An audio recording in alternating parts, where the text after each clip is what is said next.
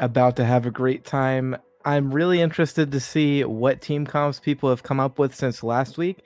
I think we are gonna. So the team comp that dominated last week was some kind of monkey air build. It just depends on what people had and what they could throw together.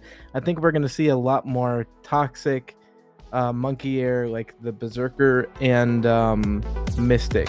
I think those are really likely to show through because it's a very strong comp, and it seems like it's one of the easiest to get right now because you only need one stage or one tier 5 stage 3 because you need that mystic for the mystic bonus. But other than that, everything else is stage 3. You got the rip lance, and then you have the monkey air that's stage 1. All the monkeys are stage 1. Karadulok stage 1. So these are really, or tier 1, sorry, these are really easy Illuvials to get. So I would be surprised if we didn't see a lot of those. I've heard that Blaze Knight is also really good right now. I'm not very confident in that. I was speaking to Rampage in the Discord. He was saying that he was smoking people with Wildfire and Templar with the Blaze Knight. So I personally am really expecting a lot of toxic comps. Not sure we'll see much. I don't know. That's all I'm expecting right now. It'll be interesting to see what other comps we see.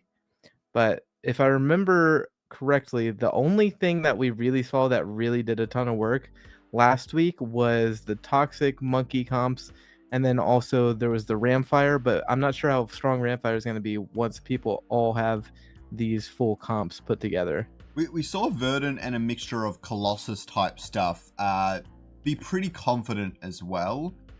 Inferno did get a slight nerf, but it's pretty much the same as it was before if you can get the 3 Inferno on the board with Monarch, Ramfire, and the Ranger Bond, which is still quite powerful, but I think we're seeing that Hyper is quite strong now, and so to really make that work with the 3 Inferno, you need to commit a lot to fire synergy on your board. So Earth Illuvial is going to hyper up really quickly with the right augments and solid positioning.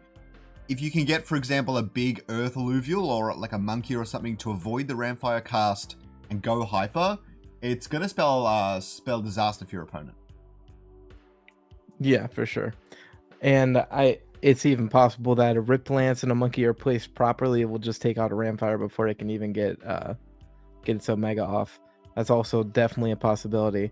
So yeah, again, not really sure. I know that the Jotun and Seer combo that's really strong. I can't remember what that's. Behemoth. The Behemoth combo is really strong, but those are kind of hard to get, both tier 4 Illuvials, and you have to get all the way to stage 3 to get the Behemoth buff to begin with. So that one I've heard is very strong right now, but again, it's just 2 tier 4 Illuvials stage 3 that are really hard to get, and then the team you have to build around that can also be quite challenging. You got the Scoriax for the magma. There's a lot that goes into that comp for it to be viable, but who knows, maybe someone grinded out or their guild helped them put together a deck of really good behemoth units. I've seen a lot of Seers kicking around. There's a lot of fire in general. That being said, there's some interesting things. Like, the one Illuvial I haven't seen much all over the Twitter timeline is probably the Titanor. That is the most interesting one for me right now. Would be really excited to see if a Titanor appears, but it is an expensive unit, so it doesn't necessarily fit in every single team. But if someone has a Titanor, I definitely think they would be building their team around it. Karjalox, Gnarl, going for the Colossus there would make a lot of sense since Inferno is such a big piece. Colossus slows down the Ramfire Omega but gets destroyed by Inferno, so it might not actually help that much. So we'll just have to see kind of how it plays out.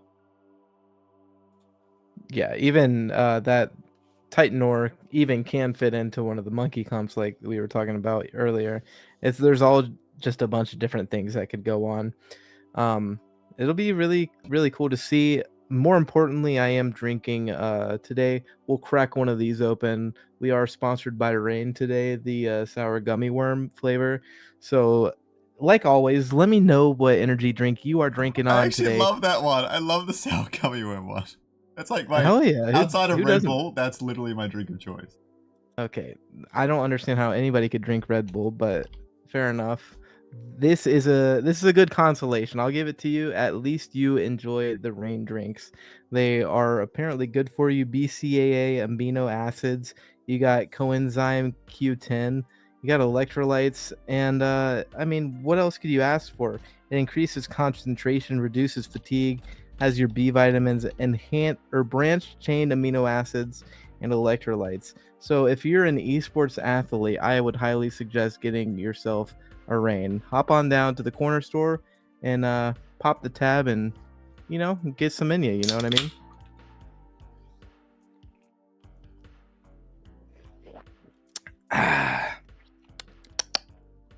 So we are doing how many contestants did we have again? It was 32, right? 32, a handful of DQs, so it's more like 28, 27. Okay. Very nice, very nice. I will apologize, stream. I kind of fucked up.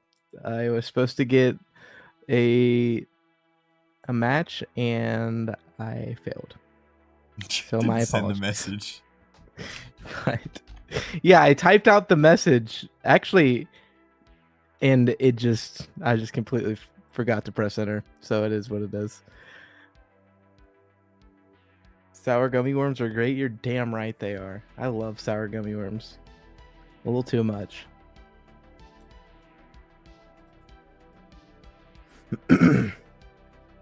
I'm going to continue to see if I can get somebody on stream though. Let's see.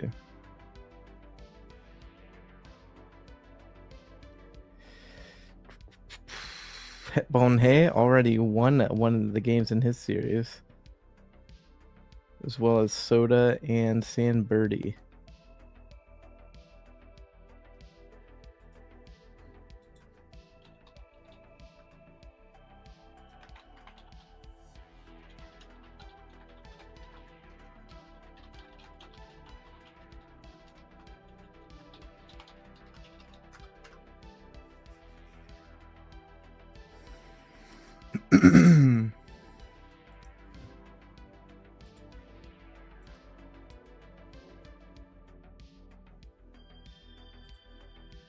Okay, Nixitar did say that he was able to. I will send him the link. It's the same link I use, right? Yep. All right, so we will have a game shortly. As for DQs, it looks like our Boots is going into round 2. Zadkill and Mr. Blaster both had their opponents DQ, and they're actually playing a game right now. I asked them if they could stream, but apparently they're both on crappy laptops, so there's that. Coyote had a DQ round 1 and is going to round 2. Rip Lancer also going to round 2. Paz and Luca are playing against each other. Smartass managed to go through round 2. Sky Devil DQing there, and Whitey got a DQ as well and is going through to round 2. So, yeah, not too many, but enough that it's noticeable. We have quite a few games that are unfilled for round 2 though, so there are definitely a lot of people playing. If you I think Illumination is actually streaming currently. If you want to share it like that, I don't know what the quality would look like, but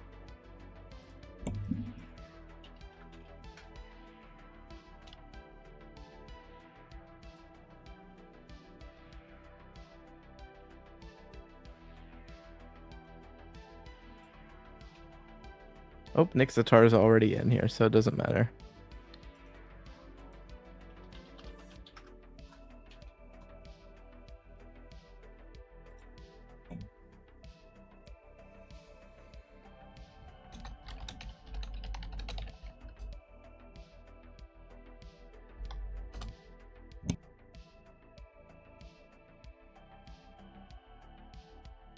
Hello, Pod 11. How you doing, buddy? Welcome to the stream.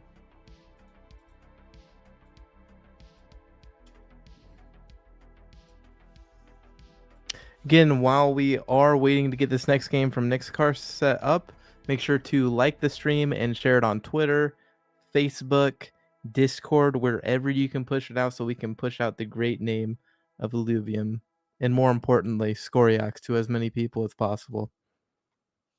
We appreciate you guys, and again, make sure you go ahead and grab an energy drink before we get into this because you are going to need it for this intense battle.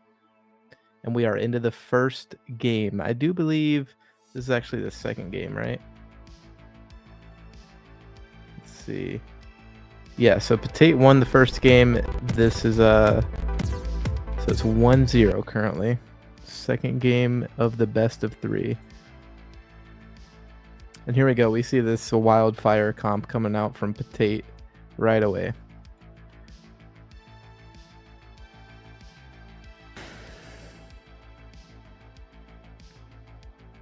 Bulwark boost.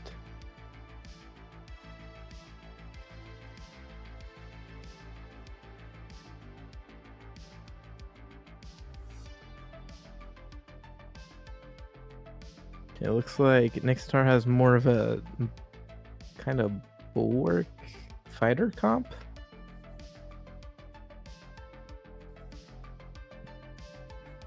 Okay, he's got some scions in there too.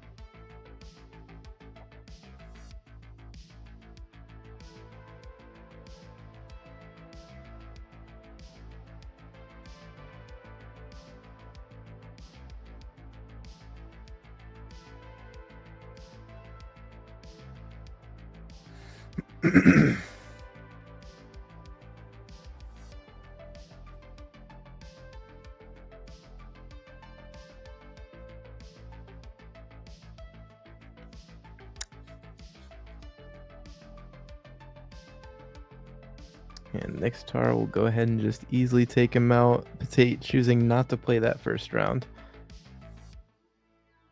Something I do want to mention though is since Smartass got a buy round and he's into the next one, he could actually play if his best friend in the whole world wins, Het Bonhe, he might be able to play him next. And I know those guys are just really good friends, so it'll be really fun to see who can edge that one out.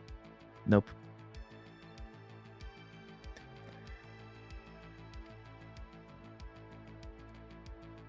Almost made a comment I didn't want to make there, but it'll be a really good one. You said someone was up a game. Who's up a game? Oh, Patat's up. Yeah, Patat is 1-0 currently. Easy peasy. All right, I'm going to go quickly get a drink. You keep commenting to this one, and yeah, looks like it's going to be interesting. I like the Heady and Cling here. I like the Scarabok. Should be a fun game. Oh, yeah. He's got the Scarabok, and just like just before, Skoriax was talking about how no one had a Titanor. Pretty sure Nixtar has a Titanor, so let's not ever listen to anything Skoriax ever says again. But yeah, he gets the 3 water bulwarks in here. You know, this is taking me back to PB3 when it first started, when we were running those Arcanite comps.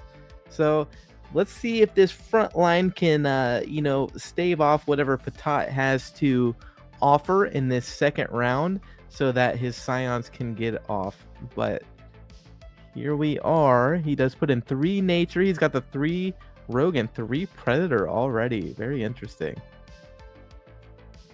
Who is the second predator? Oh, it's the Chukaku. The Chakundi stage 2.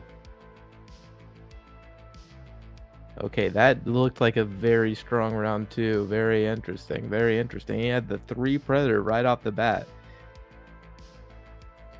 So he's got the Visionary Vanguard. He's got the Impact Dampener. He's got the Vengeful Smite and Bloom. Bloom, obviously, not really going to help him. He's not running that Arcanite comp. Visionary Vanguard definitely wants to take that away from Potate. That is going to do so well if he can get that on his 3 Predators. He's going to be doing way too much damage. And then the Impact Dampener as well is going to help him if he can get that on top. Potate choosing to take the Impact Dampener knows that Nixtar can't really use the Visionary Vanguard as well as he could in this specific situation. We'll see if that works out for him or if Nixtar can get some fighters in to use that Visionary Vanguard, but it looks like he's just going to keep emphasizing the scions.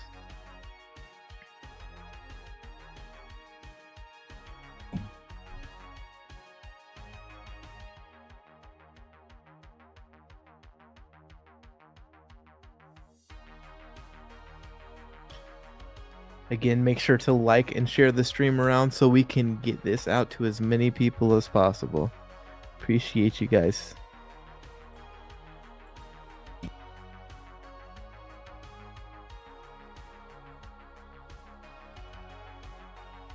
Make sure to, if you guys would like ScoreX's previous 2 posts on Twitter, that will also help it push out in the algorithm for Twitter to more people.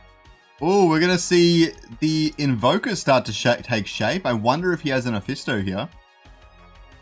What has his opponent got? What is Patat running? Is he going for Predator? Yeah, he had 3 Predator the previous round, but he also has, I think the end game is the Wildfire with the Crunk and the Blazonite. I see. I'm is Predator good? Do you remember what Predator does? I do not. I will look it up right now, though. Holy!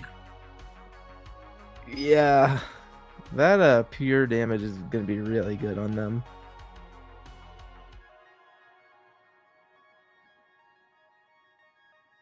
Oh my god, did you see the Tanapy get deleted? Yeah, that was absolutely disgusting.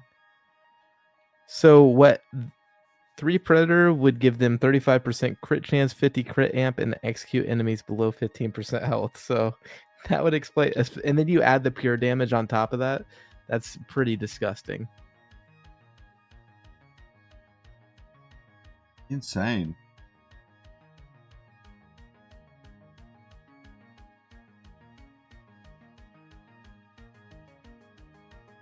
Ooh, he's gone really hard into this Invoker tech, but what bums me out about this is it's like hard countered by Predator, and so this is a tough field to play. I would have liked to see Nixitar put things a bit further forward so that some of his Bulwarks could have taken some of the heat from the Predators, but it's ultimately going to just cost him too much now, and so he's in a bit of a tricky situation.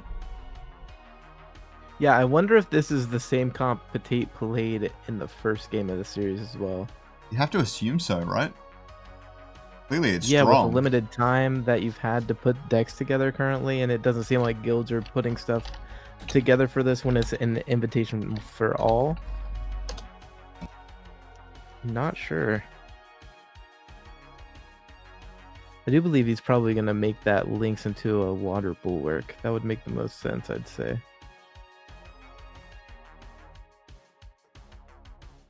Or Water Scion. We'll have to wait and see. So this is why they were deleted. Predator units gain crit chance, crit amp, and execute. Upon landing after blinking, Predator units first attack crits with 150% increased damage. So is that 150% on top of the crit? You pair that with all the amp and everything, and their first attack is doing insane amounts of damage, which we have seen in this match already. Nixitar living on 10 HP though. Let's see if he can bring this back, but it's looking like a tough matchup. The Predator is just good. It's just good. I was actually going to make a tier list video later. Do you want to do it together? Yeah, I'm down for that. It's just like this Predator comp is so aggressive right off the bat, and then he can just put in the Blazonite and the Geyser later into the rounds. I wonder what this team comp looks like into some of the other players. It'll be fun to see if Petite can take this away and move further into the tournament. Unlucky for Nixitar to go up against someone like with this good of a team comp right off the bat. Well, it should be noted that he just got the Granite synergy on the board, but now the Blazonite's up, and that's just Petite's strategy is just pure damage. The problem with Invokers, even though I love Invokers, they're some of my favorite Illuvials, they take so long to ramp up during a fight, and Petite's just like one of the most aggressive team compositions I've ever seen in my life, and so it's like the perfect counter matchup to what Invokers are supposed to be. Whereas I'm sure Nixitar's Invokers would have worked really well against a very defensive team, or even something like a Ramfire, which needs to cast twice to essentially end the board. Actually, yeah, take that back. I probably would have lost to Ramfire. Bad example, but you get the point.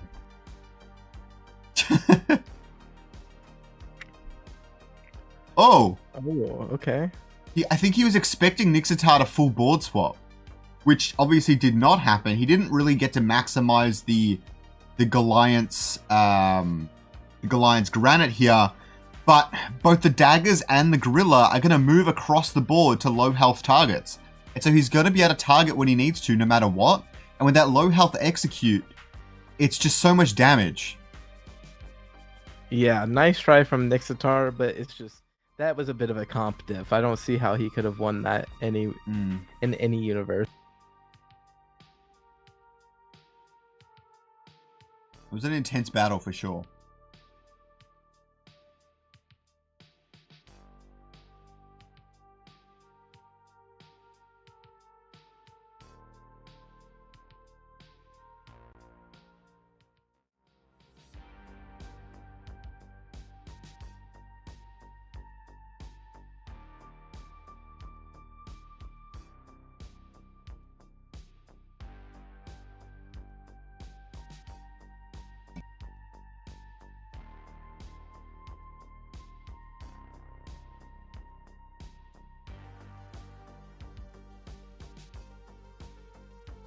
Okay, so Nixitar is going to move out of the tournament, unfortunately, and Petite is going to move on into the next round.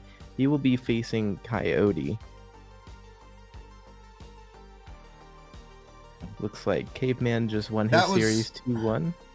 It's really interesting because last week we saw that a lot of our games were actually quite slow. And honestly, I thought that was 99% because the game has slowed down. You get less mastery points on round 1 and stuff like that. And now we just saw that when people have their proper teams, the game is probably a similar pace, maybe a little bit slower than it has been in the past. So this tournament, with everyone getting together much stronger teams now, is going to be really interesting. Like, even though Nixitar looked like his team wasn't quite as set up, that couldn't be further from the truth. I'm pretty sure he had the Dual F. I'm pretty sure he had all the granite stuff he needed, and he also had the Ophisto. So he had a high-level arena team, and a team that would have taken ages to get in the overworld. But just that Predator comp is bonkers. Oh my god. Yeah. No, I think it was a great. I think Nixitar had everything he thought he needed. It just was an unfortunate matchup. You know what I mean? With the way he set up his invokers, especially into the Predator comp, and just how aggressive and how much damage that Predator comp did right off the bat. And then he added in the Blaze Knight, and he had the Geyser. I mean, that's just a really well crafted team comp, and I would be surprised if it wasn't nerfed. But I mean, I could be speaking way too soon. It's very hard to tell what is good and what is meta right now at this point. Mr. Spedernator 7 said, "Yuck, Red Bull." Very true, bro. That's why I'm drinking a Rain sour gummy flavor, and we are actually sponsored by Rain today. Can you guys believe it? We are sponsored by Rain for the $200 tournament, and I just could not thank them enough. They have been such a good partner, and I really think everybody should go out and get some Rain. We should get an energy drink partnership. I think we could for like $100 a week, you know? Oh yeah, I mean, why wouldn't they? The face of Illuvium, Scoriox, what else is needed? You know what I mean? We get like branded clothes, like a Red Bull jacket. Oh, that would be lit. And like overlays everywhere. Oh my. Okay. Problem solved. All right. Let me mute him. I think I can hear Petite. I heard "oh my," which is Kappa. I fixed it. Okay. We're all good. Yeah, you can use code. Never mind, actually. No, we don't have any promo codes for Rain, but I will say they donated $200 in ILV to us to give out to the winners of this tournament, and I just can't say it enough. Thank you, Rain, for supporting Illuvium. Thank you for supporting grassroots creators and grassroots tournaments. And we just couldn't be more thankful, and we couldn't love this partner enough. Specifically, the sour gummy worm flavor. This shit, unironically though, like not even joking, this shit is busting, and you guys should try it. Rain is very good. It's also not. Go ahead. Let's get back to the tournament here. So we saw Predator do really, really well, which is a synergy neither of us really talked about. And what was interesting is you mentioned Mud at the start of the stream, but we never really considered Predator, even though one of the Mud Illuvials is Predator. Do we think we're going to see the Mud Predator combo? I'm not sure if we'll see Mud specifically, but it definitely could happen. I think a lot of people are going to be more focused on those stage 2 monkeys because they're easier to find.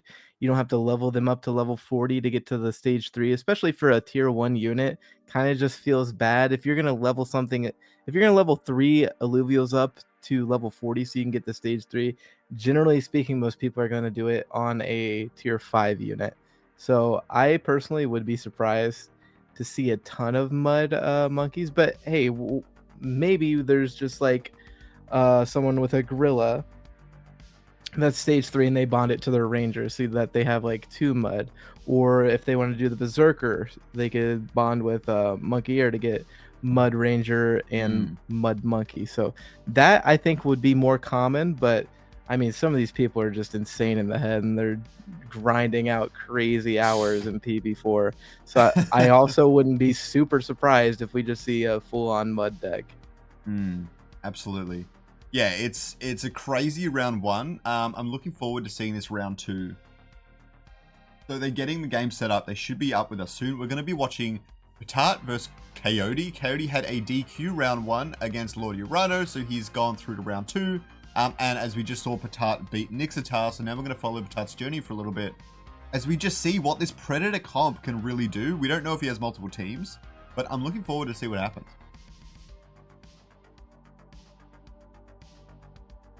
Yeah, and by the way, Smartass and Hitbone Hay are playing currently.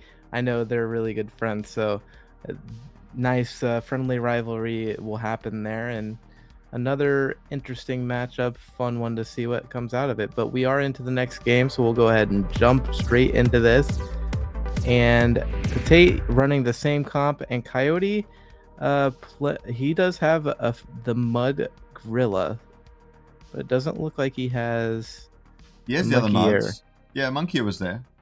I don't know if it was the big Monkey though. It was lesser. Okay. And he had lesser Apon as well.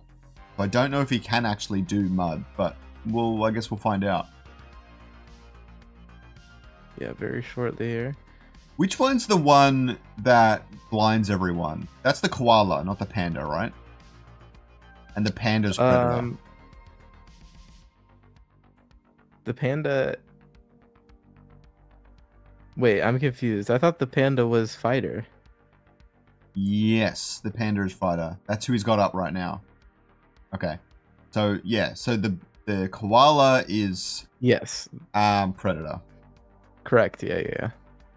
So, he's not opening hard with the Predator, which is quite interesting to me. He opened up Fern, which... Yeah. He is going to see Coyote go for the 3 fire, 3 fighter, which is probably the most unkillable opener in the game right now at the 80 mastery point threshold. You love to see it. Yeah, there's just so much damage for round 1. That's crazy. Interesting opening from Patate there. I wonder if that's like just a more defensive opening, or that's because he didn't open at all the first round, right? So maybe he usually doesn't play round 1. I don't know. Got some Atipos in his team and a whole lot of staffs. Maybe he has some sort of empath secondary setup for his team, which I would suspect would do really well against things that Predator might be weak to. Because if anyone hasn't noticed, they buffed the crap out of Atipo, and I expect Atipo Blaze Knight to be broken again. But we haven't quite seen it yet, so we'll see. I was watching someone play that exact comp in the Discord right before we got on, and he was saying it feels really strong. But again, that's secondhand information being passed down to your boy. What's cracking, gang? What's up, gang? What's up, Shady J? Hope you guys are having a fantastic day and ready to watch some amazing battles. Okay, 5 fire. Weird to put his Fury there.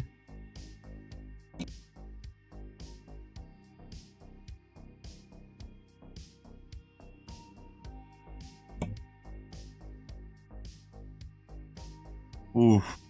His team is going really hard hyper. Maybe that's what he was setting up. He was going for the really big hyper setup in the game, because if anyone hasn't noticed, empath hyper have like ridiculous healing, and you can see it right here. These Atippos aren't doing any damage, but they don't need to. They just can't die.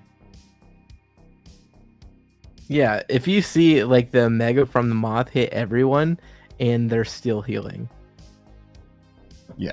You can't let double Atippo go hyper. I did that in the overworld once and I insta-lost. It's freaking ridiculous. What's up, Shady? How's it going? And Crypto Quick Chat, how you doing? Nice to see all of you in here. LFG for sure, buddy. Let's do it. I don't know how Coyote's going to play up against this empath. It's really cool to see that he's got this hard predator team, but he clearly understands what it's weak to, and he's built things around that. The Fiery is on the board. We might be seeing a Scoriox come out at some point in some sort of Magma or Inferno setup, because he has the Moth on board.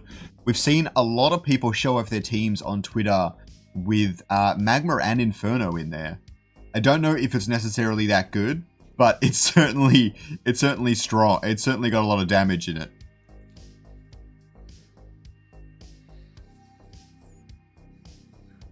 It does look okay, so it looks like his Ranger is an Arcanite, right? So I would be surprised if he didn't level up his Fury into a stage 2 here.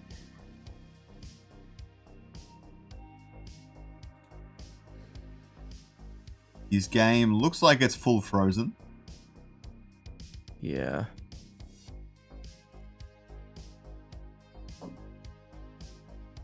Unfortunate. Repping the Hyperion Guild, you gotta respect it.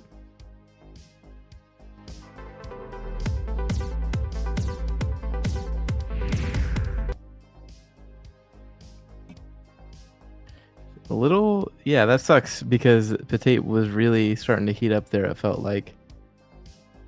But hopefully we can get back into the game as soon as possible for him. He is currently loading it up, so bear with us. Let's go. What's up, to be fair, if that Ascension went through, then I suspect he would have actually pretty much done everything he needed to do in his turn. So hopefully it's not going to set him back too much. The Moth Omega does 0 damage. Yeah, I mean the healing is just too much. It's also only a stage 1, right? And the first Omega that it used only hit 1 unit, and then once it got enough energy to use his Omega again, the empaths were already hyper, so they were already healing more than the burn could even do.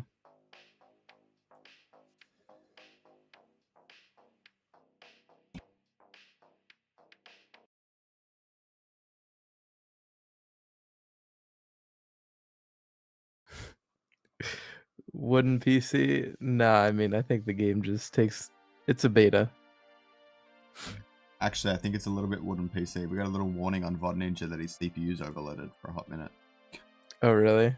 So okay, so maybe it is. If it happens again, we might need to switch streams. Okay.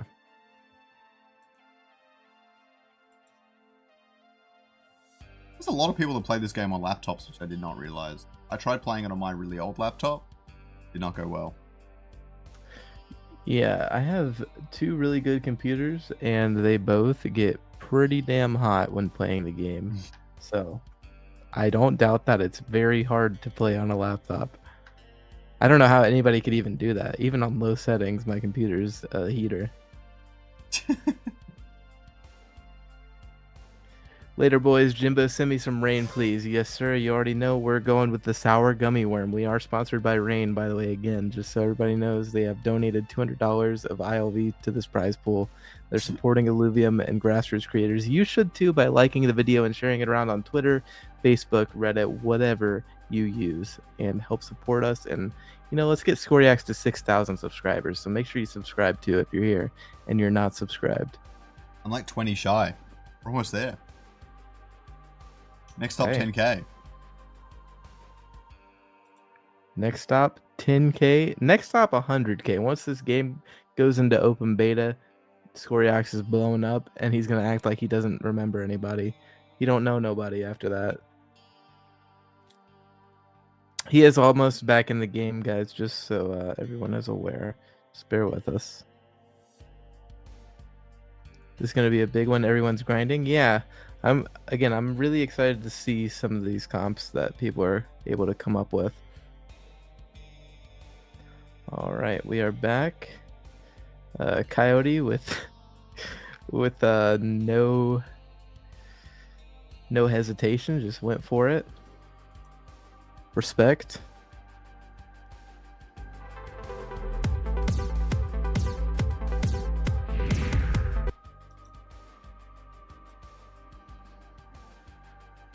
Yeah, Coyote showing no mercy, says you should have had a better computer. Again, I gotta respect that, I'll be real.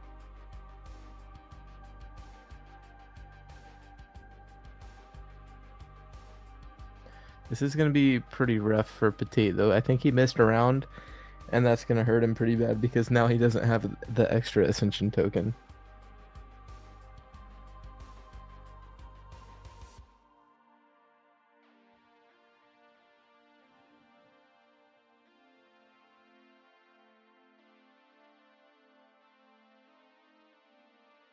Oh, he's gonna lose that Ascension token, and he's on like 135 health.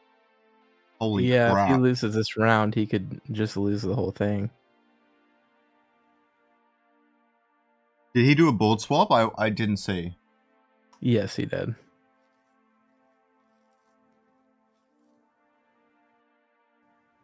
All right, he threw together a good little bit here. Didn't panic. Let's see if it'll pay off for him.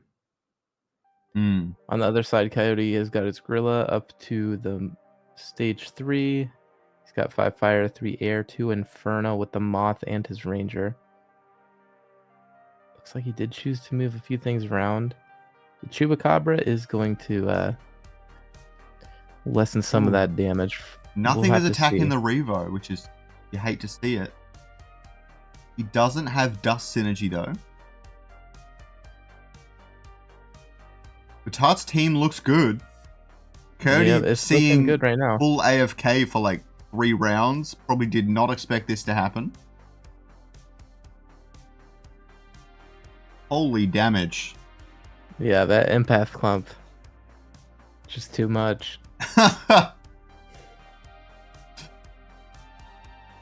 What can Coyote even do to stop this? He needs a ram fight. I don't even know if he's carrying one in the team. Yeah, he needs some massive burst damage, or he needs a way to spread out those empaths. One or the other.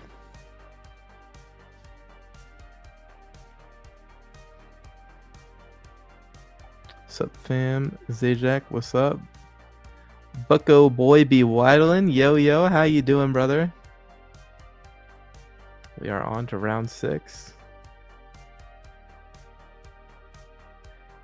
Zajac says my gaming laptop runs it fine, but no way I can stream. Zajac keyword gaming laptop.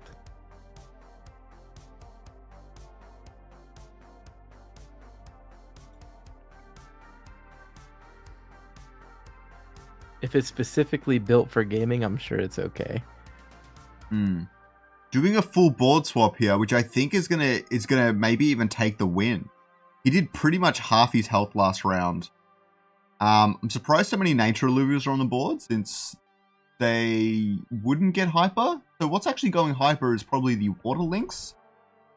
Oh, he's got 5 water. Okay, so the 5 water are going to go hard hyper against the fire comp. Fire and earth, and it's just good sense to pair them with your nature Illuvials. Let's put it that way. Yeah, on top of that, you get the extra health regen. So that's going to make it even more annoying to have to burst through that. The shield, the healing, all of that is going to be super annoying.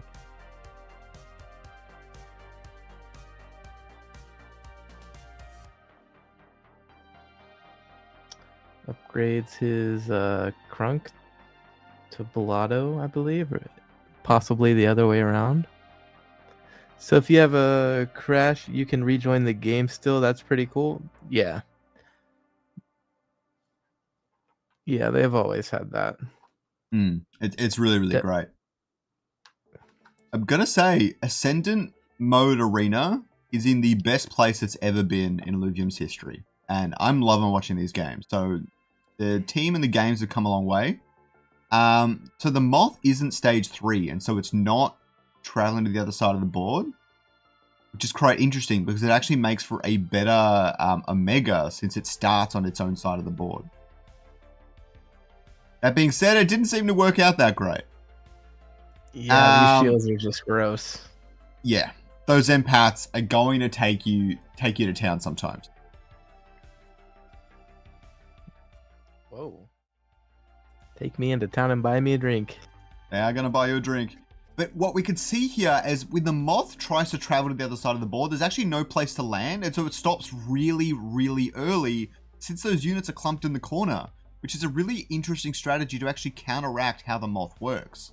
That being said, if you have the Phantom Moth, which is the stage 3, and then set it up in a certain way, I'm sure you can work around that a little bit. But overall, it's quite interesting. I never really thought about that as a way the mechanic would work. I never really considered it. But seeing that happen, it's quite fascinating.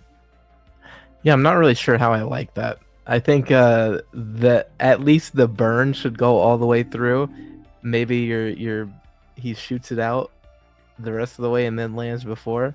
But that feels really bad. I feel like that makes the Moth a much worse unit if it's that easy to just counter it. Barda saying in the chat that he did not realize why it was invalid. He didn't notice that he was missing the stage 1 links, which I don't think he's the only one that's done that one before. The stage 1 links is easy to miss, and so I suspect he probably used one of the starter decks and dropped 2-0 against Headbone Hair, which is going to happen. But yeah, maybe he'll be ready for next time, I suppose.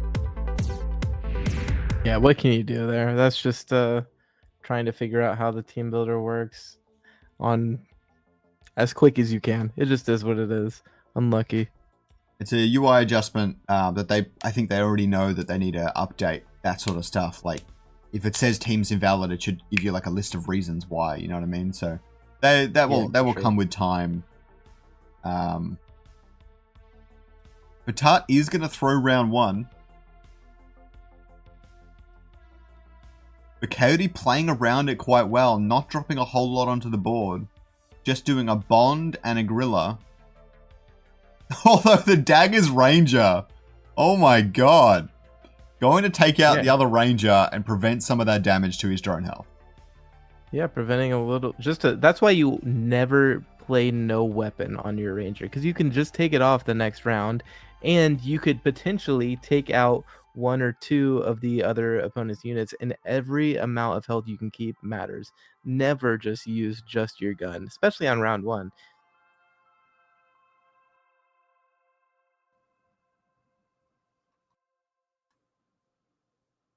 Our first player into the quarterfinals is actually Zadkiel, beating out Mr. Blaster 2-0.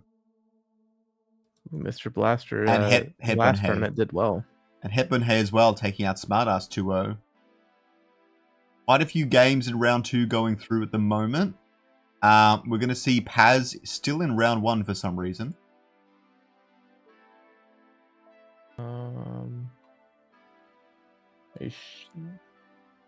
He's playing into his 3rd game now. I guess it's going to the nth hour. They haven't really submitted any of the scores though.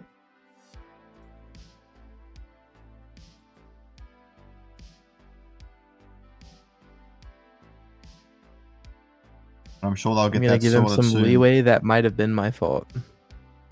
He might have waited because I told him we wanted him on stream. No one waited. You didn't tell him. We just went through that. No. I told him after. I pressed enter. As soon as I realized I didn't send it, I pressed enter. Alright. So, we're going with the empaths at the back again. I guess what we're going to see now is how does Coyote respond to this? Clearly it didn't work that well for him last time. And let's see if he's got what it takes to beat it this time. Gorilla doing really good work here. Yeah, this is great. He also Stun's has gonna the hurt. double mud, which is going to impact those fighters quite a bit. Oh yeah, that's great. He takes him out on round 2, which I don't think he won last time, so great pivot from him. He He also, started off with a different. Was he playing a different comp last time, or not just different sure. opening? He also has double augments on that gorilla, so it looks like he's gotten pretty lucky with the augments this time around as well. Okay, I think he's just playing it different because he had the gorilla on the team he played before as well. Void Reservoir is insane on the empaths. You should not be giving up the Void Reservoir here. Oh my Yeah. god. That feels really bad. Those I don't know. Omegas are gonna be crazy. I don't know how much Arctic Dominion is going to help with applying that frost, but maybe it will slow down the empaths a little bit. But the empaths are focused on healing; they're not focused on outputting damage. So I don't know how much it's going to work. Yeah, it would be nice to have something that doesn't slow attack speed, like maybe Mud or Frost switches from attack speed to energy. I think that would help with a lot of the empath comps, but there's so much balancing to be done. We'll have to see how they fix that.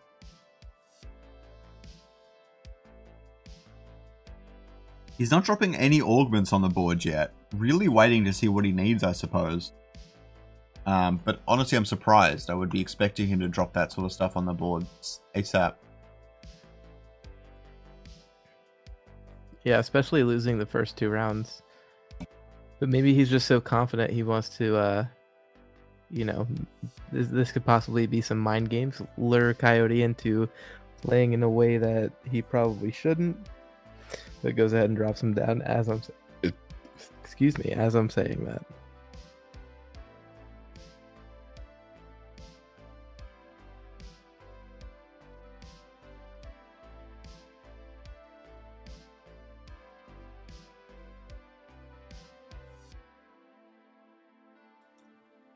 Okay, Coyote throwing the 3 fighters in there. He's going to be getting the hyper from the 3 air fighters. Still looking pretty good for him. Let's see what this stun does. Okay, he's getting the mud stacks on the Blazing Knight. Coyote looking much better this game. Good damage here. Oh yeah. That Blazing Knight is hyper though, and he does have Templar up. You can't be leaving him alive for too long in the future, but this gorilla has like 5 clones on the board. Wild.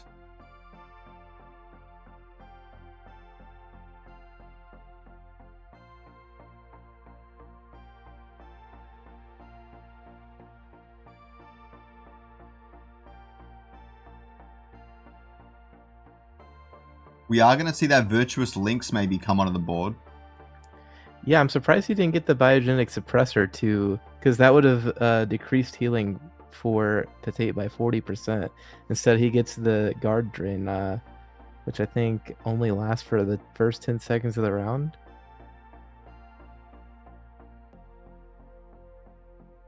Brunk with the blind would be really good here. I mean, of course he has Heady, but I think it's going to go down a little bit too quickly, and it is not going to gain hyper either, so you almost want to make that thing a little bit more tanky. The Atippo at the very front, I don't know how good that is, but that is wild. To be fair, his opponent has quite a few rogues, so it's not taking too much fire, but it's funny.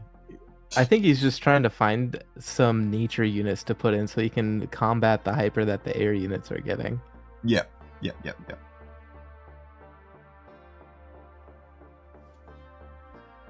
He is going to move the Atippo to the middle, which is what you love to see. Every Atippo now heals their allies.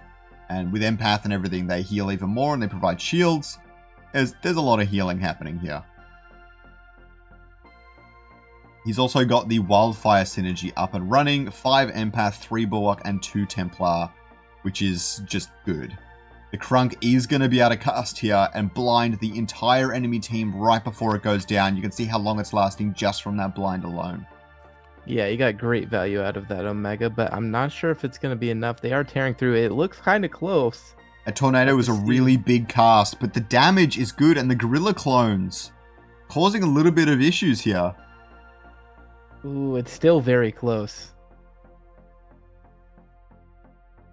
Can he do it? Can he do it? Can he get through the rest of them here? It's going to be close. Nope, he's got it. Petite has tore through them.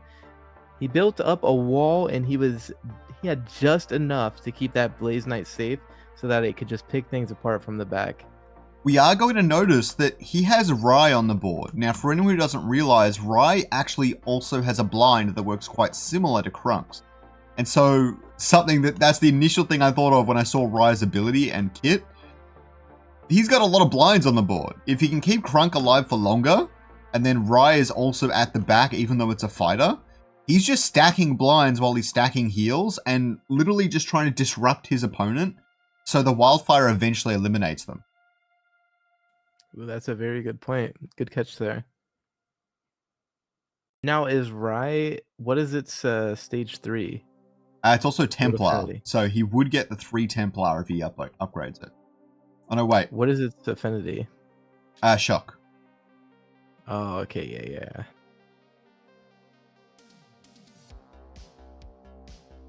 Now, I don't know if he's board swapping a turn too early. Because you really want to use it on your winning round, if anything. It looks like he's rebonding the Ranger to get the double Tsunami up, to get maximum healing from this Geyser here. I suspect he'll move the Geyser back a little bit later, but for now, it's in a daring position.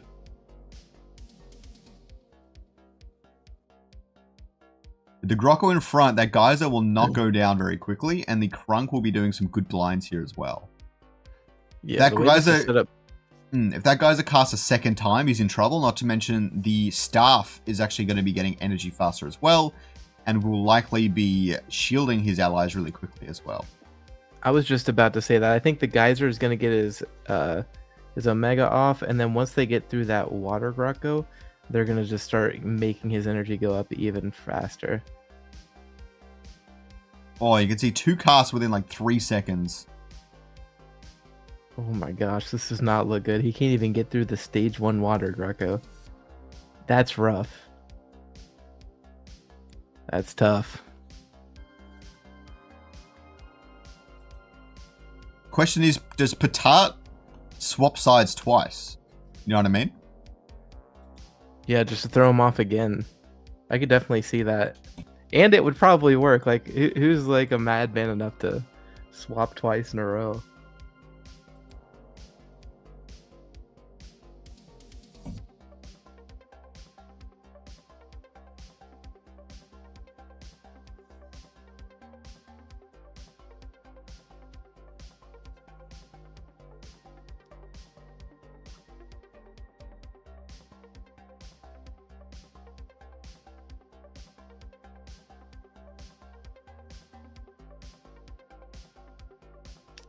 Okay, now he's got the triple Tsunami, upgrades his Atlas all the way up into the Axodon.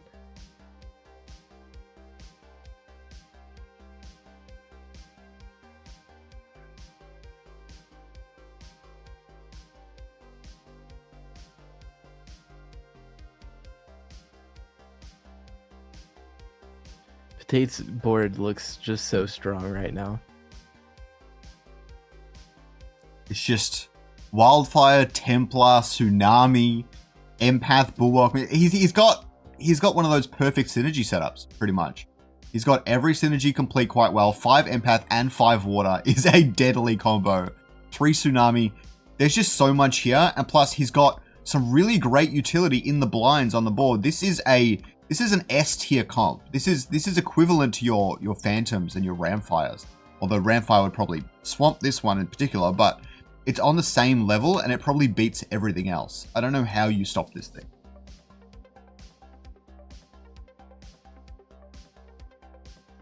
Yeah, I'm not sure you do. We'll have to wait and see if there's a brave ranger that can figure out this puzzle. But for now, it looks like Petite is comfortably cruising into another victory. But we'll see if Coyote has anything up his sleeve. Okay, looks like a lot of the same. We'll see how this works out for him.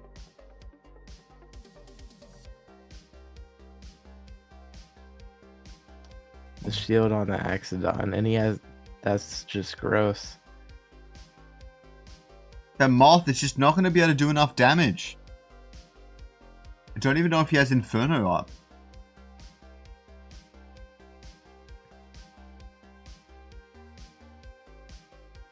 Oof. An intense final bout. Looked very close at the very start of the game. You could see how much health Patat has here, but in the end, this comp is just so deadly. Axodon coming in for that third Tsunami. Oh, absolutely insane. Well played. Yep, Coyote coming out with the high testosterone early game aggressive comp, but just gets outscaled by Patat's, as you said, S tier comp that just looks really, really scary. I would be scared if I was matched up on his side of the board.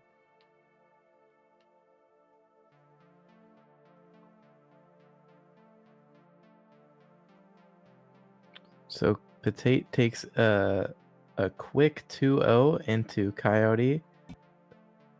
Zadkiel again beat Mr. Blaster 2-0. Sandbirdie beating out Caveman 2-0. Arboots and Soda currently still in their best of series, and it is 1-1 between the two of them. Is Illumination in the next game? I'm so confused on what's going on there. I'm pretty sure they're 1-1. I checked out Illumination's stream like 5-10 minutes ago, and it looked like they were like, I don't know, halfway done with that match. They should really be done by now. I don't know. It looks like they're finished. Yeah, I just saw that. They are finished. It looks like Illumination lost that series. Oh, really? Yeah, unless they have another game. If they do, I'm just going to DQ them both, honestly. I got shit to do. Dang.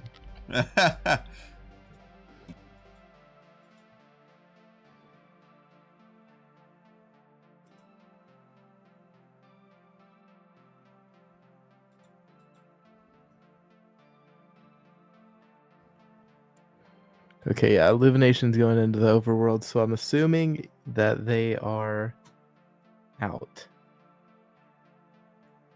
It looks like Luca.eth is going to be moving on into the next round against Rip Lancer.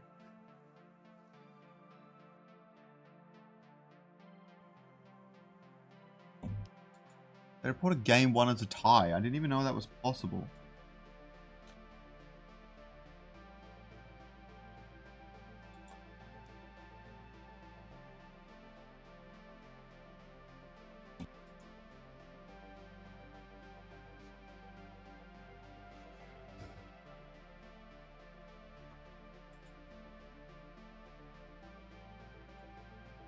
Okay, we are into the next series, and this is going to be a hype one. We got two really good players in Sandbirdie and Zadkiel.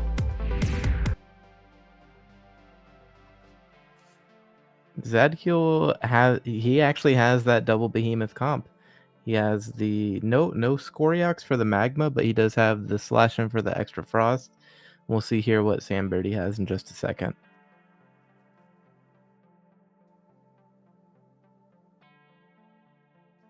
The art on these cards is just crazy.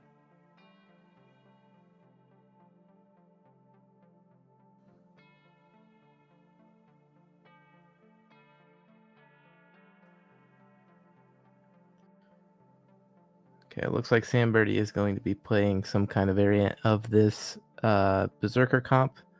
One of my favorite comps. Love it. Love to see it.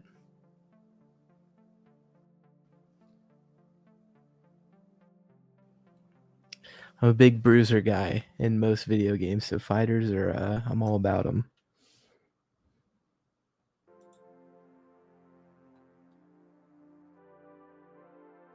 Again, guys, make sure to like the stream, share it around, and subscribe to Scoriax. It really helps us out and pushes the stream out into the algorithm.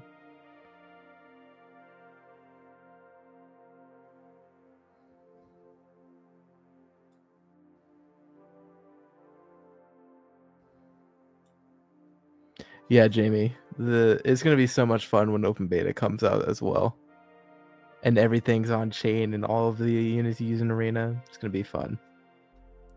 Both players starting out with 3 fighters. Unfortunately, all of the fighters on Sam Birdie or on Zadkill's side are attacking that monkey air, so that's gonna hurt pretty bad. I think if they were attacking the scorpion instead, he probably would have won this round. Just a little bit of unlucky RNG, but you kind of want. Also, I'm not sure why he put the scorpion on the outside. Generally, you want the monkey air on the outside so that you can get the most out of its passive.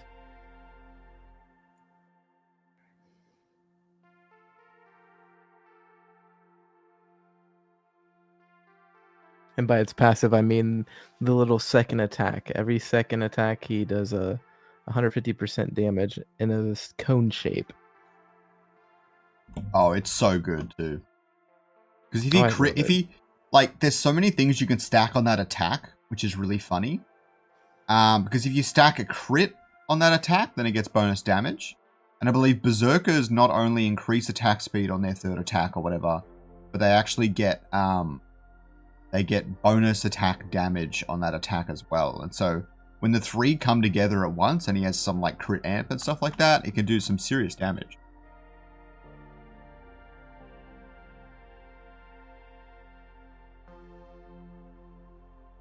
Yeah, and then you get the stacking attack speed on top of it. Man, that monkey air is just doing so much. He's getting his passive off every second, basically. You get that attack speed up, it is just going crazy. Hmm.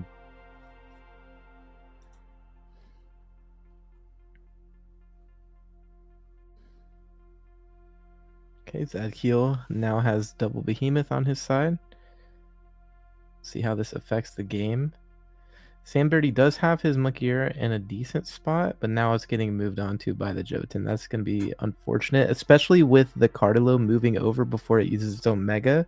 That way it can't taunt the Jotun off of the monkey ear. Here is what I love here. Here's what I love. The Jotun, he's getting the behemoth on it straight away with the sword. But what's interesting here is he's given it the nature sword. Without that, his enemies would have just gotten like straight hyper, or it would be really easy to get hyper against this Jotun right now. But you can see that he's built his team around the hyper for these early rounds, so that he just, if he has the strength, he wins. Hyper doesn't really play a factor anymore, which is quite interesting.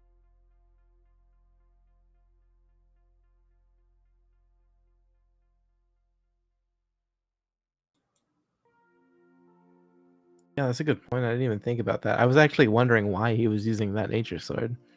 Nature pairs really well with air from memory. Yeah, makes sense. You see, the nature is going to stop that Monkia and the Riptor from going hyper. Or the air stops Riptor, but it'll stop the Monkia, which would have done well against something. Wait, monkey ear would be getting hyper off the nature sword. I keep mixing it up, but it's stopping something, I'm sure. Yeah, there's a method to the madness. It's a good balance, but either way, even if the nature sword gives them hyper, if that's happening, then your Jotun's probably getting hyper, so it balances out well for you, is what I'm saying. Yeah, I mean, the Jotun is taking away the hyper from the monkey air, the nature sword is taking away hyper from the Riptor.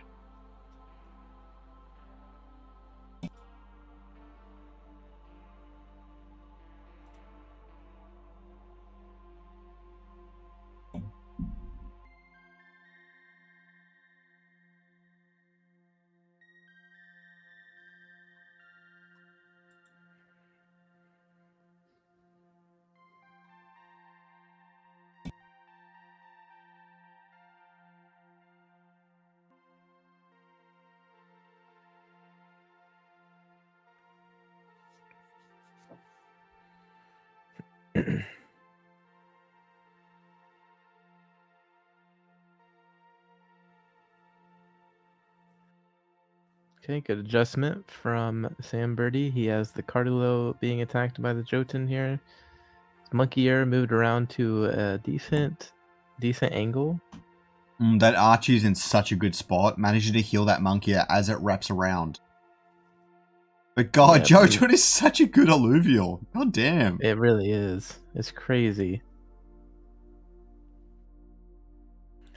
Mix Jotun's a good alluvial to begin with, and then you add the behemoth on top of him, and then his omega is just super strong as well, taking away some of them stats.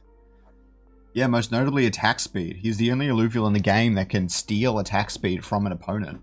And we know that Fighter is one of the better synergies that are available right now, so it certainly does its work.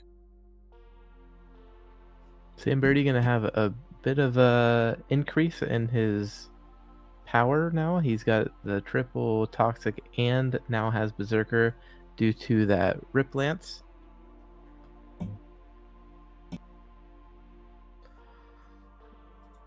So that will help him go from around 150% additional damage and 5% attack speed every third attack to 200% additional damage and 6% attack speed every third attack, which might not sound like much, but now that you have 3 Illuvials doing additional damage and getting extra attack speed, that should feel pretty good. But again, that Jotun kind of counters the attack speed. He's going to be stealing that away.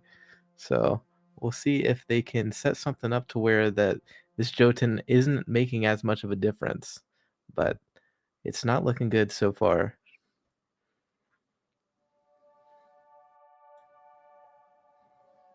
He does have 3 Berserker on Sandbirdie's team, 3 Empath, 3 Bulwark, 3 Fighter.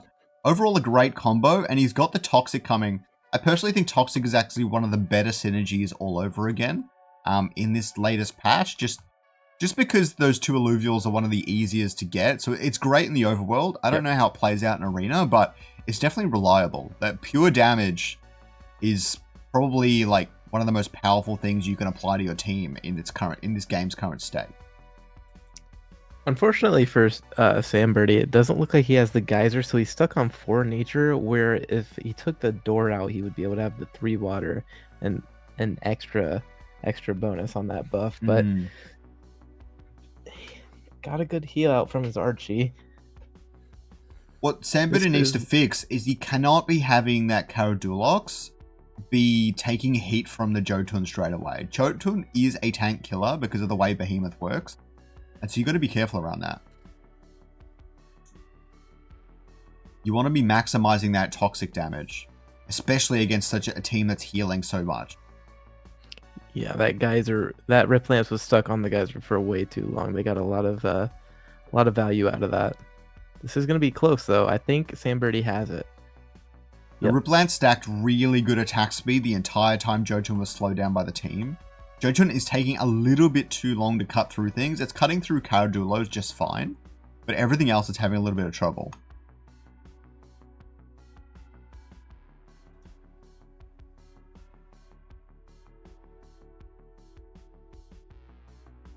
It's double guard drain. Any team lose.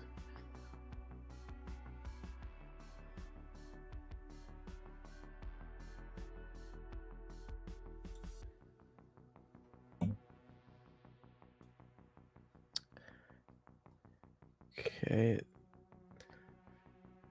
Does look like he's got the Archelion now. Archelion seems like a really good tier 1. I could be wrong, but I feel like Archelion just heals so much, and plus the root. I'm a big fan of Archelion right now.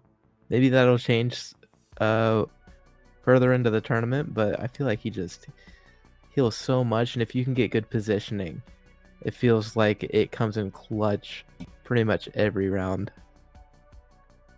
I'm an Archelion stan.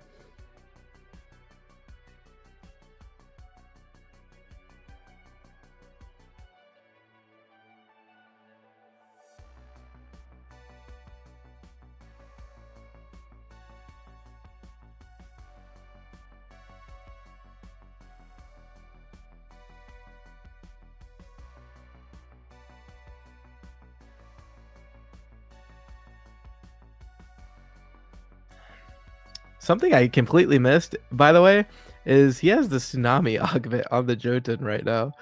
That thing is gonna be so gross. No way. You see that? Isn't that wild? He managed to get the Jotun to wrap around onto the Rip Lance. Not unfortunate. Sounds intentional to me. Yeah, it was definitely intentional, but man, that sucks for Sam Birdie. Great placement on that front line from Zadkiel to make the Jotun wrap around like that. I mean, at this point, now that both the Berserkers are dead, there's no chance that Sam Brady can win this. Does he have enough damage to kill him? Because sometimes we've seen players do that before where they know they have a winning combo and they're just waiting until they have enough damage on the board to one-shot their opponent. And this might be it. It's going to be close. Yeah, it might be very close. I mean, think about it. He has 200, 290 just off of those stage 3 Illuvials. It's going to hurt. He hasn't lost to anything yet. The Overload might take out one of his Illuvials if he's unlucky. Yeah, that'll hurt the amount of damage he can do for sure. There's a He's lot got of the healing going though. Yep. Geyser's going to go down. So he's not going to do quite enough. He lost, I think, maybe 2 Illuvials, but I don't think he actually had quite enough. He might have been 5 short. Crystal wants to know if you're a big fan of R. Kelly right now. Why would you even read that out like live? What the I have no idea. I don't know what R. Kelly is. No, never mind. We're just gonna keep going on. No Diddy. So it looks like he wants to go. Do you know what that is? Is that funny? I don't know. Don't worry about it. Let's move on. Okay. Oh my gosh, I'm actually crying right now. Where did she say? I don't even see that in chat. It's in Twitch. Did she get the purple? He got 2 guard drains. What does guard drain do? It lowers, I think, physical defense for 10 seconds. Okay. I don't understand. I couldn't read it, but it only lasts for 10 seconds. It doesn't look like a good augment, but everybody keeps picking it, so I must be wrong. Well, it's good if your Berserkers at the front, but they're not, so I don't know how helpful those 10... You probably got 6 seconds of that at best. You know what I mean? I don't know. Yeah, I have no idea. But Zadkiel is going to have his Seer on this round. I don't see how Sam Birdie wins this at this point. Especially not moving any of his front line around. The Jotun is just going to move back to where it was.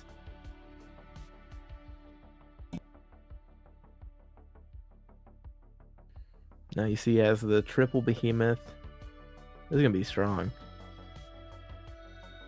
And now his Berserker. You don't really want your Berserkers to get split up like that either. That feels pretty bad. He did get good damage down onto that Jotun, but once this Geyser gets going, he's just going to start healing back up. Not to mention the Ranger has Verdant, and since the Ranger is following both the Seer and the Jotun, he's going to create that range to where it can heal within it. Who gave away Meteor? Oh, the Meteor on the Gnarl is huge. The Verdant, the Jotun, his team is so big. It's just, there's so many in it. It's insane. Yeah, that's the behemoth comps. I was saying it at the beginning of the day. These behemoths are very, very strong right now. Probably, I want to see this against the empath comp, and I want to see which one wins. Hopefully we get that matchup. I really want to see that empath Blaze Knight comp into this behemoth. But is that 1-0? That is 1-0. As we can see, it takes a little bit of time for the behemoths to get up and running. Because it's such an expensive team composition. But when it does, there is so much damage, and it's so reliable because they're all tanky, they're all beefy, and so you don't need that much healing. And even when you don't, you have the Gnarl and everything as well. But you have so much tank, you have enough damage, and it all works seamlessly. Not to mention, everything's frontline, and normally that wouldn't be that great. But what it does allow you to do is it allows you to wrap around your big pieces, like we saw the Jotun going onto that Adorius before it took out half the team. So, full frontline works well if you can position carefully, and we can see right here that Zadkiel is a pro at positioning, and it shows.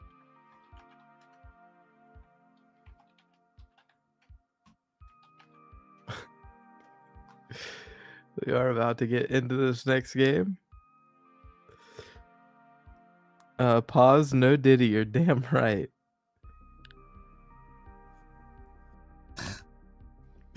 Hey boyo, how's it going, man? Crystal said she would like to donate a prize Louvetar to the competition. So the winner gets something from Crystal as well. Sounds so ominous. I think that means we don't have to something. pay them. Yeah, that's exactly what that means. Oh my god. This stream is sponsored by Crystal. Thank you so much. She's just been an incredible partner to work with and just so easy to work with. You gotta love Crystal. She's a little crazy, a little messed up in the head, but that's why we love her. Aren't we all? Aren't we all a little bit messed up? So, hey, shout out to Crystal and thank you again for sponsoring Illuvium Inferno number 12, along with Rain, who donated 2 ILV. This literally happened. I'm not joking. Rain donated 2 ILV to the winners of this tournament. So thank you to our sponsors. And we are back into the second game of this best of 3 series. Okay, to be clear, legally, I don't think you're allowed to say that. This is my channel, so there was no company that donated 2 ILV. No, that didn't actually happen. That was definitely a joke. This is not a sponsored stream. We paid for this ourselves. Yeah, so we kind of sponsored it ourselves, but yeah. It's sponsored by us. I'm not even going to keep going with that name. You can keep going with the meme, but now that we've clarified it, it's fine. Now you can go with the now meme. that we've clarified that, he was joking. They literally did give us 2 ILV. No, you can't say I'm joking. In game. Yeah. Joking game. Alright, so that girl's taking game 1. How is Sandbirdie going to respond? He's looking at that hyper chart. He's like, I gotta get hyper against this guy. Air. What does air beat? I always forget. Like, I know a handful of them. I know earth beats fire. I know water beats fire. And I know air beats earth and earth beats nature. But I'm lost on all the other ones. Yes. Air beats water 2x and then earth 1.5. Okay. What about nature and air? Nature beats air 2x and water 1.5. Oh, okay. Nature stomps air. No, nature beats earth 1.5.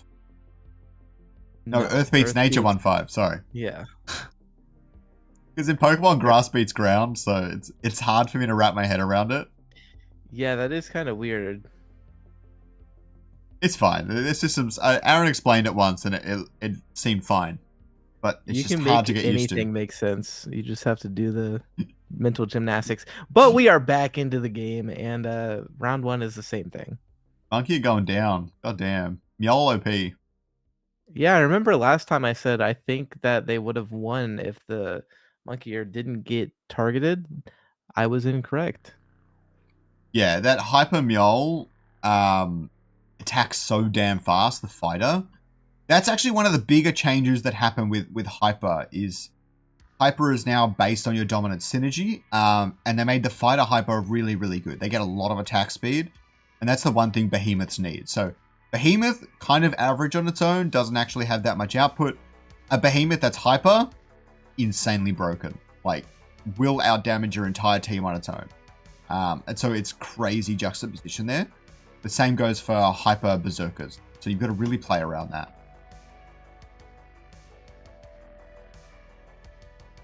Think of how crazy this is going to get when there's an 8-man mode. And you're trying to keep track of every single person. That's going to hurt people's brains for sure. Marcelo in the chat says nice. You're pretty nice yourself, buddy. Thank you for stopping by the stream. It's 2x and 1x, Jimbo, not 1.5. Wait, what? How is it 1x if 1x just equals the same thing, right? Well, it's just like 1 point. Okay. So they get 1 point of hyper every second or whatever, and then it's 2 points of hyper every second. Whereas if it was 2x and 1.5x, that would look a bit different, I suppose. Okay, I see what you're saying. I don't know. It's all technicalities, but yeah. It's good clarification. Yeah, regardless, one is better than the other, but the other's still good. Yeah, pretty much. 60. On that note though, I must admit, the 1x hyper, when it's just the minor hyper boost, does not feel that big. It's big when you've got you're getting 4 of them for 4 Illuvials, but the 2x feels really good. Like if you're getting a 2x against 1 Illuvial or 2, you're hypering up really fast. If you're getting 1x on even 3 Illuvials, it just doesn't feel that strong. And so you really want to be getting the big hyper buffs if you can. Yeah, I would agree. The 2x, and it just feels so good, and especially now with the, I think you said this already, the scaling up as you're getting the hyper bar higher and higher, that makes it feel, makes hyper feel so impactful. By the way, crypto quick chat, there is no spectator mode. Scoryax is just crazy when it comes to setting things up like this. Wait, what? We had crypto quick chat said, how do you guys share other players' screens for these tournaments? Is there a spectator mode in Illuvium, or are you getting everyone to connect to a streaming software? We're getting everyone to connect. Software. Yeah. There will be a spectator mode, and we spoke with Grant last week. He said that was something that he was trying to work on before he left. And as far as I'm aware, they probably won't have it out by the time open beta comes, but probably soon after. So the quality of the streams will improve immensely when that comes out. Yeah, they're in a current position where the Team Liquid tournament is supposed to happen shortly after open beta, and they need the spectator mode to be able to do that. So, or do it well, and so it is on their list. And in case they need some commentators, you guys know, you know who's been commentating these times, so you can put a good word in for us as well. As for instant replay and stuff, that's all my doing on my setup. It's a lot of fun to make, and it's a lot of fun to watch. People seem to enjoy it. Oh, the Monkey are targeting the Johto, and the Johto now switching to Monkey for some reason. Yeah, that was weird, huh? It did look a bit unusual. He's going to get the Verdant, but the Monkey is out of range of the Verdant. You hate to see. And the Jotun's going unchecked. The entire team wrapping around, doing a whole lot of damage. I'm just going to say it. Jotun is good. Jotun's great. He looks very strong right now.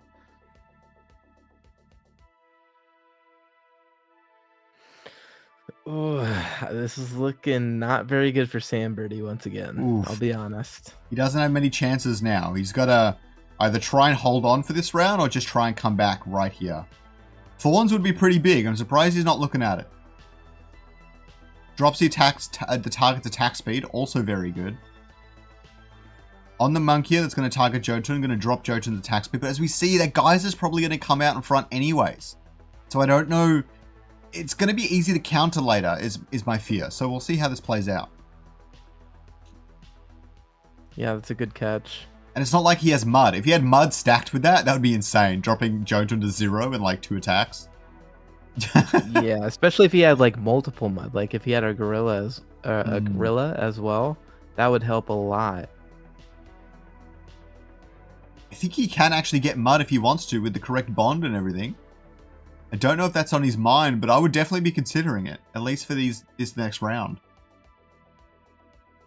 Yeah, if anything, it's a Hail Mary. You got to try out something different, because so far we've seen the same thing from both sides as we did in the first game. He says, oh wow, that must be pretty complex to organize with so many people. You have no idea, buddy. Wait, he's got a Titanor, by the way. Oh, you love it. That's so dangerous.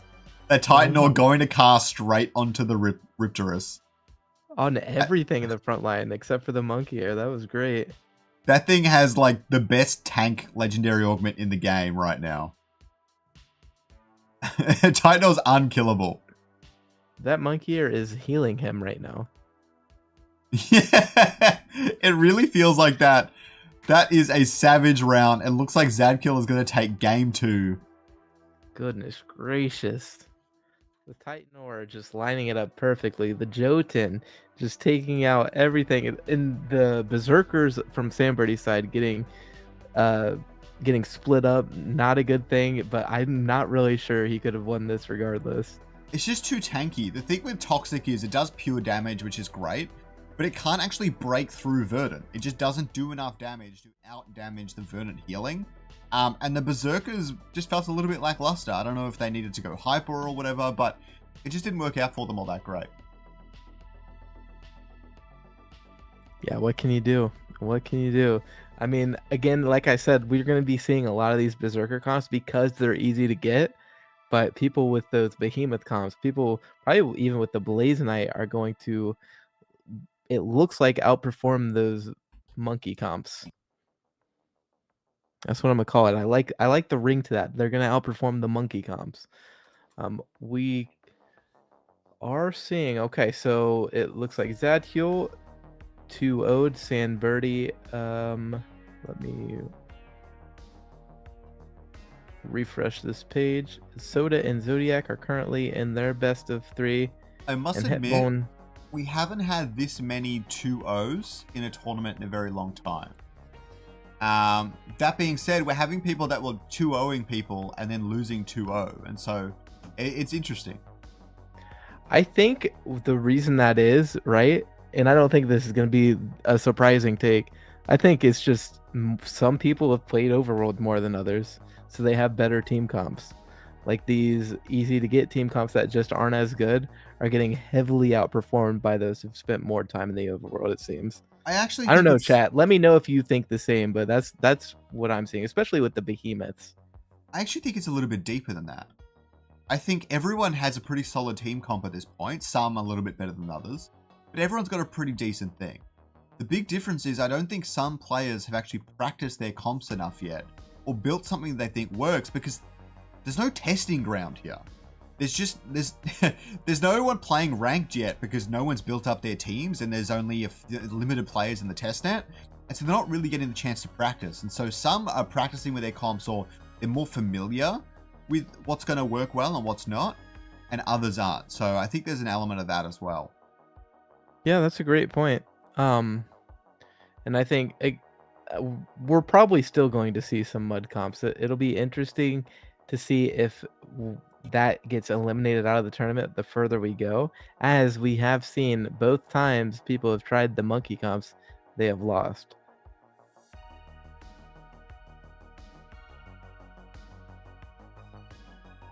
Marcelo says just staking and providing liquidity gains airdrop ?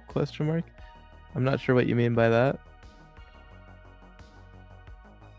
Even Enchanter didn't help against this beast. So it looks like someone tried Enchanter against the Behemoths and it didn't work out for them that way either. They're healing too much. Enchanter has the same problem where it does good damage, but it doesn't outpace a lot of the healing that we're seeing. Really, one or two things do. Big Fire does, because you get all the hyper against the nature Illuvials, which is insane. And so things like Phantom, Inferno, and all the rest of it. And I think Predator would probably do pretty well as well. They've got a lot of big straight up damage, so you're able to eliminate enough key targets before the enemy starts healing out the wazoo. So there's that as well. So it's a combination of the two. Wazoo, baby. W in the chat for Wazoo.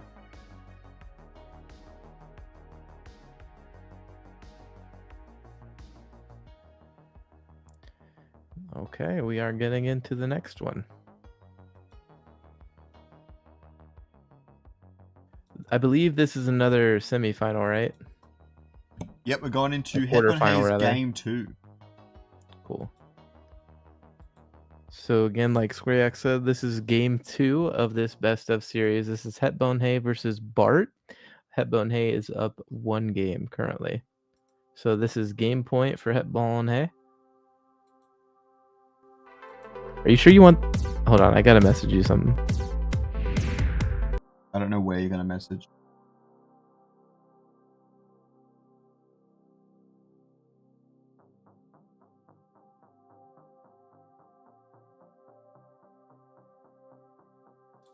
Discord. Cool, thank you. No problem, Marcelo. Oh, you're responding to Zajac. Thank you, Zajac, for your cervix.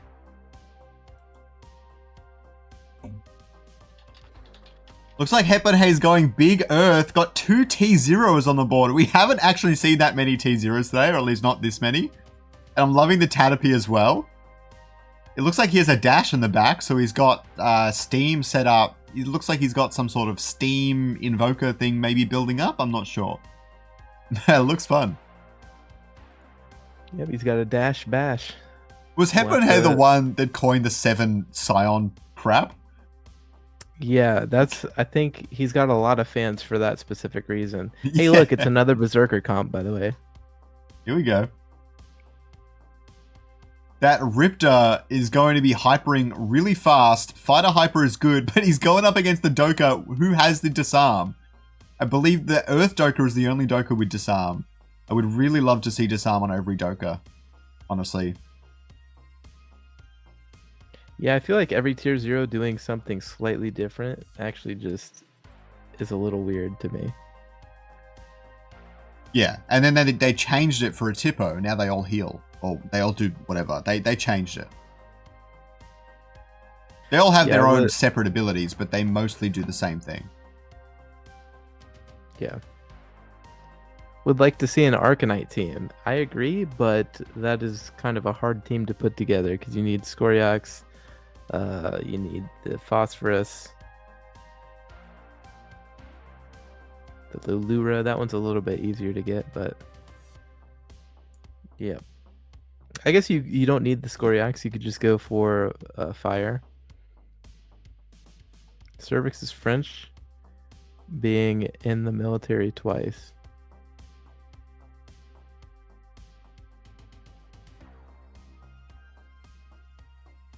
Interesting. Well, thank you for your cervix giving me that information, Crystal.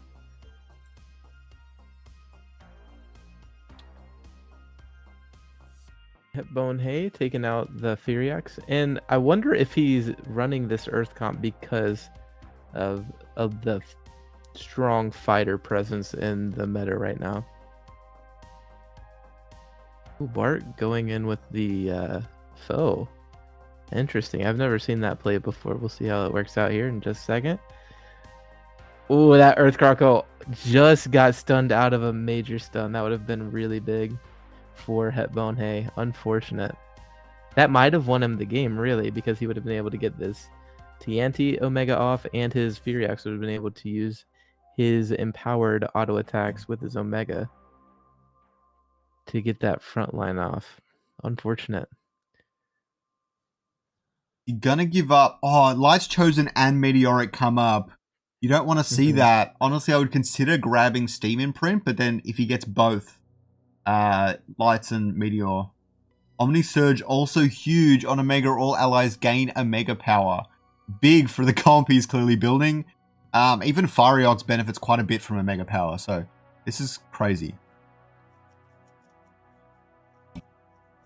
Ooh, he gets the Lights Chosen. Gives up the Meteoric, though. And Omnisaurus. Oh, okay. What else did he put one into? Interesting. He's got the Mammoth. I'd love to see the Mammoth take the field. Oh, yeah. I love... The Mammoth is the best looking... Especially the Stage 3. It is the best looking Illuvial in the game. I don't care what anybody says. Do you know what he has in his team? I just noticed. Wait, what? He has his very... I'm pretty sure this was his very first comp. That I think won the tournament we saw. You remember Harbinger Umbre? I don't want to, but yeah, I do. That was him, wasn't it? No, that was Zadkiel. Ah, okay. Because he's got Harbinger Umbre in this team because Stage 3 Mammoth is actually Harbinger. So he's got Axodon Mammoth, and he's got the Umbre with the Steam.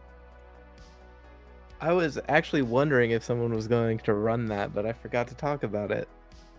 Oh, it's going to come up at some point.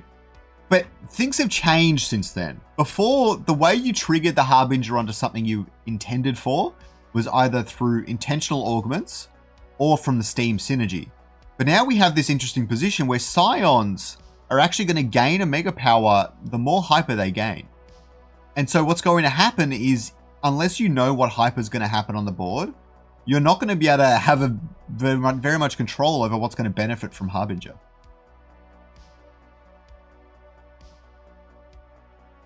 And the thing is that Umbre is not going to get the bonus from the Scion. It's not And going to the get the Saiyan Singe gets Hyper. stunned out of his Omega as well. So the second round, Hetbone Hater lost because the Garako got stunned out, and now I think he still would have lost, but he would have taken a lot less damage if that Singe would have been able to get his Omega.